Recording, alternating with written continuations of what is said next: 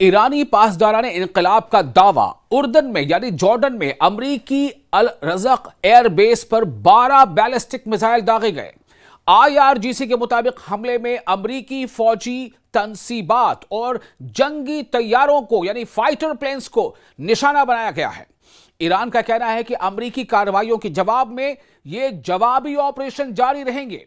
ایران کی اسلامی انقلابی گارڈ کور یعنی IRGC نے دعویٰ کیا ہے کہ اس نے جارڈن میں واقع امریکی زیر استعمال الازرق ایئر بیس پر 12 بیلسٹک میزائل داغے ہیں۔ جی ہاں، 12 میزائل، وہ بھی بیلسٹک۔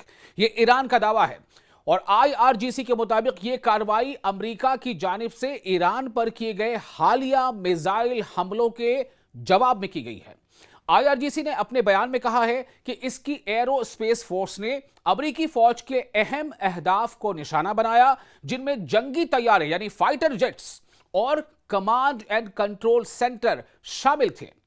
ایرانی فورسز کا دعویٰ ہے کہ حملے کے نتیجے میں بیس کی کئی تنصیبات کو یعنی جو وہاں پر انسٹالیشنز ہوتے ہیں، ملٹری انسٹالیشنز جو ایئر بیس پر ہوتے ہیں، اس سے نقصان پہنچایا گیا ہے اور کئی جنگی طیارے متاثر ہوئے ہیں، یعنی کئی فائٹر جیٹس جو امریکہ کے تھے وہ جو ان پر اثر پڑا ہے، وہ خراب ہوئے ہیں، وہ ناکارہ ہو گئے۔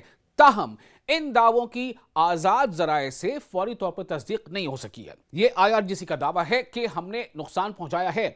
IRGC یعنی اسلامک ریولیوشنری گارڈ کورپس نے مزید خبردار کیا ہے کہ اگر مخالف فریق یعنی ہم جسے کہہ لیں کہ دشمن یعنی امریکہ اور اسرائیل کہ اگر مخالف فریق کی کارروائیاں جاری رہیں تو اس کے جوابی آپریشنز بھی جاری رہیں گے، یعنی اگر آپ ایکشن لوگے تو ہم بھی اس کا جواب دیں گے، آپ اٹیک کرو گے تو ہم بھی جوابی حملہ کریں گے اور زوردار کریں گے۔ ایران نے شروع سے ایک پالیسی اپنائی ہے کہ ایران نے اس حملے میں یعنی اس جنگ کی جب شروعات ہوئی تھی، یاد ہوگا آپ کو 28 فروری کو، تب ایران نے شروعات نہیں کی تھی۔ شروعات کس نے کی تھی؟ امریکہ نے۔ امریکہ اور اسرائیل نے مل کر ایران پر حملہ کیا تھا۔ تو ایران کو کم سے کم اس بارے میں اپر ہینڈ ہے کہ ایران نے کبھی بھی جنگ کی شروعات نہیں کی، لیکن جب بھی حملہ ہوتا ہے ایران، جیسا کہ اس نے پہلے کہا ہے کہ زوردار جواب دیں گے، اور پلٹوار ایران نے اکثر کیا ہے۔ اب نقصان کس کا زیادہ کس کا کم یہ ایک الگ چیز ہے۔ دوسری جانب ایران کے خاتم الانبیاء سینٹرل ہیڈ کوارٹر نے بھی ایک بیان جاری کرتے ہوئے کہا ہے کہ ایرانی مسلح افواج امریکہ کی جانب سے ہونے والی مبینہ جارحیت یعنی ایگریشن کا جواب دیتی رہیں گی۔ بیان میں کہا گیا ہے کہ امریکی حملوں کے بعد ایران نے سخت رد عمل دیا ہے، یعنی بہت ہارڈ ریسپانس دیا ہے، جس کے نتیجے میں امریکہ کو ایک اور عسکری شکست یعنی ڈیفیٹ، ملٹری ڈیفیٹ کا سامنا کرنا پڑا ہے۔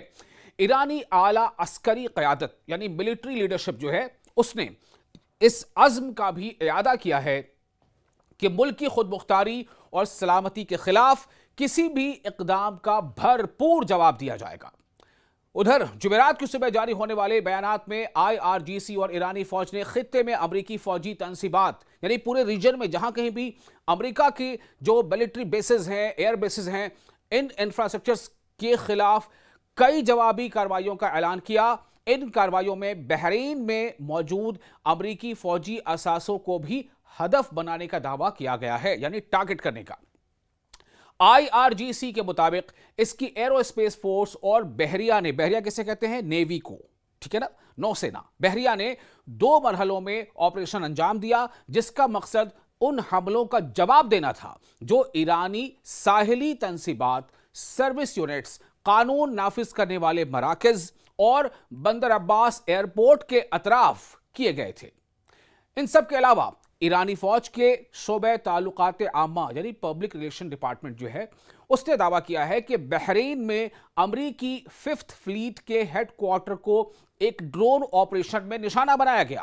یہ تمام پیش رفت ایسے وقت میں سامنے آئی ہیں جب ایران کا کہنا ہے کہ امریکی صدر ڈونلڈ ٹرمپ نے گزشتہ رات ایران کے خلاف نئی فوجی کارروائی کا حکم دیا۔